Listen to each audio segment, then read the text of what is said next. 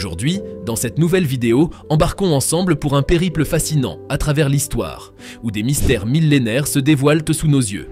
Des manuscrits anciens à des épaves oubliées. Notre exploration nous entraîne dans les recoins secrets de découvertes archéologiques captivantes. Préparez-vous à visiter un monde où le passé se révèle, où chaque artefact raconte une histoire envoûtante. Restez avec nous pour un voyage épique dans le temps et l'inconnu. N'oubliez pas de vous abonner et on commence. Le manuscrit de la mer morte.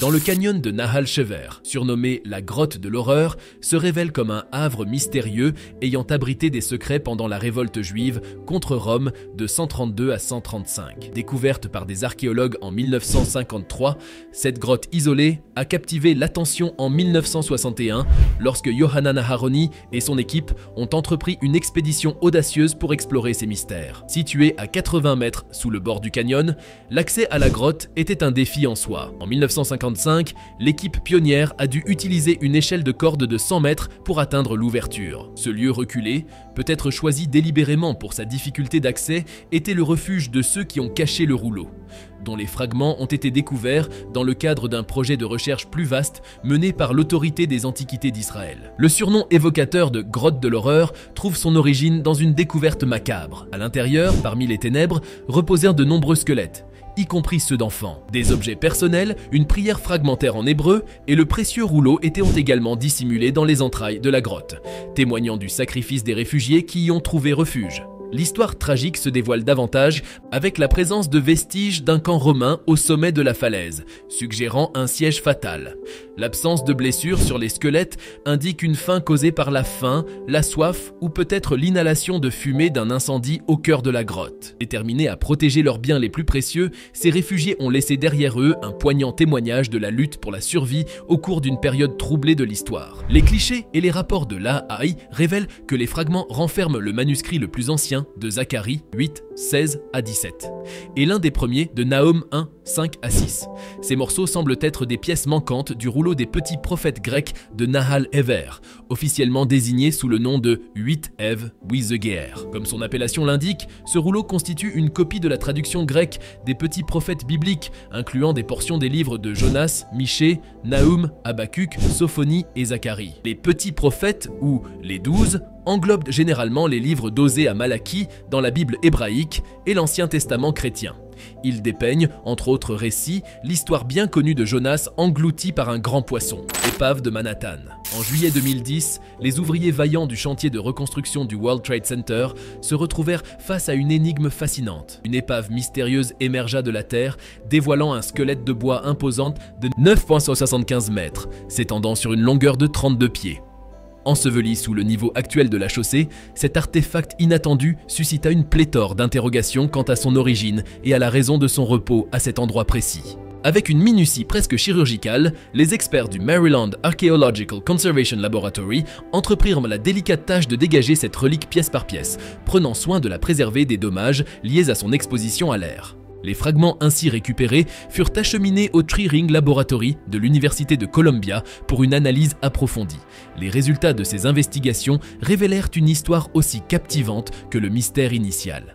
L'arbre utilisé pour la construction de l'épave avait été abattu en 1773, il y a près de 100 ans à son immersion. Une datation qui évoque une époque tourbillonnante, teintée des échos de l'indépendance naissante. Quant à son lieu de naissance, les chercheurs, méticuleux comme des détectives, utilisèrent des échantillons pour établir que le bois partageait sa génétique avec celui utilisé pour l'édification majestueuse de l'Independence Hall dans la région de Philadelphie. Une connexion historique qui transporta cette épave dans les coulisses de la fondation des États-Unis.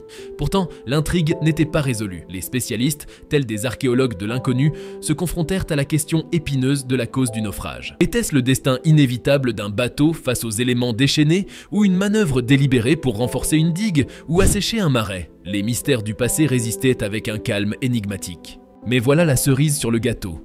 Des traces de tarets, ces vers marins caractéristiques des eaux des Caraïbes, furent découvertes sur la coque de ce vaisseau fatigué par le temps.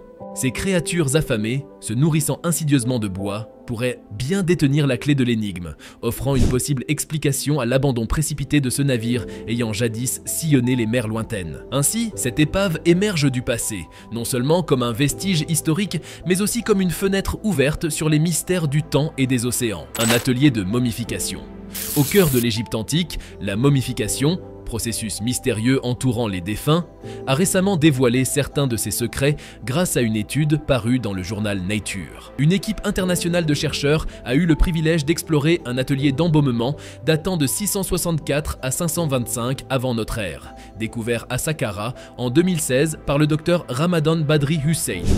Saqqara, nécropole utilisée sans interruption pendant plus de 3000 ans, offre une précieuse chronique de l'évolution des techniques d'embaumement à travers les siècles. Lors de la découverte, cet atelier s'est distingué par son état de conservation exceptionnel, révélant des dizaines de céramiques annotées contenant des résidus des produits utilisés pour la préparation des corps. Maxime Rageot, chercheur à l'université de Tübingen, explique que l'atelier était un complexé funéraire accompagné de chambres, mais surtout d'un atelier d'embaumeur avec une cachette de poterie. L'étude moléculaire a joué un rôle crucial en identifiant les substances présentes sur les poteries, levant ainsi le voile sur les mystères des inscriptions. L'archéologie biomoléculaire a été l'allié des chercheurs, révélant une multitude de substances utilisées dans le processus de préparation des défunts pour leur ultime voyage. Ainsi, Saqqara devient un véritable trésor, dévoilant les secrets de la momification et éclairant d'un jour nouveau cet aspect emblématique de l'Égypte antique. Le puits K24, témoin d'un passé millénaire, est surtout célèbre pour son atelier d'embaumement, une trouvaille exceptionnelle explorée par le docteur Rageot. Des poteries, découvertes dans une cachette, ornent cet espace où un système d'aération ingénieux facilite la préparation des corps. Un immense récipient, peut-être dédié à la combustion d'encens pour éloigner les insectes, ajoute une touche particulière à cet endroit intrigant.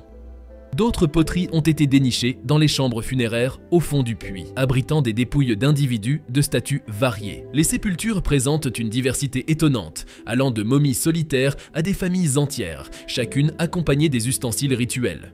Les analyses suggèrent que les dernières retouches effectuées dans ces tombes étaient en lien avec les substances de l'atelier, à l'exception du bitume et de la résine de dammar. Le rôle précis de chaque substance dans le complexe processus de momification reste un mystère pour les archéologues. Les embaumeurs, également prêtres, naviguaient entre chimie et magie, utilisant des baumes aux propriétés antiseptiques et odorantes pour préserver le corps et honorer les rituels funéraires. Les inscriptions sur les poteries, loin des magnifiques gravures des tombeaux pharaoniques, sont simples indications, parfois écrites en écriture hiératique ou démotique, ajoutant une complexité au déchiffrage pour les chercheurs. Ainsi, le puits K24 révèle les mystères du processus millénaire de momification, où l'art et la science s'entremêlent dans le passage des défunts vers l'au-delà. La tête d'Hermès. Au cœur vibrant de la cité antique d'Athènes, les travaux d'assainissement ont révélé une précieuse relique, la tête en marbre du dieu Hermès, datant d'au moins le IIIe siècle avant Jésus-Christ.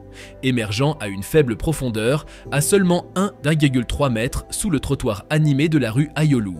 Cette sculpture, datant de la fin du IVe siècle ou du début du IIIe siècle avant Jésus-Christ, illustre Hermès à l'apogée de son âge mûr et s'intègre avec grâce dans la tradition des Hermès, ces sculptures érigées au carrefour de l'Antiquité pour marquer les limites. La divinité Hermès, messager des dieux et protecteur des voyageurs et des voleurs, prend vie de manière exceptionnelle à travers cette découverte. La tête en marbre, délicatement déplacée vers un entrepôt sous la tutelle des Antiquités, a capturé l'admiration du maire d'Athènes en cette année, Kostas Bakoyannis, qui a partagé avec enthousiasme une photo sur Facebook avec la légende évocatrice Athènes unique. Les rues animées de la ville deviennent ainsi le théâtre d'un moment magique où le tissu du passé se mêle harmonieusement à celui du présent.